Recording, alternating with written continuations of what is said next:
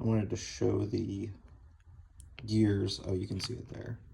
See how concave that is right there? It should be flat all the way across. Let's see if we can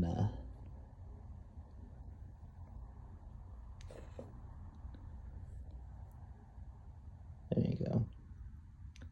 See that gap right there?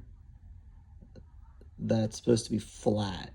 So as it turns, it pushes the fluid, but it's not going to push the fluid if it's not flat. So, see how well this works.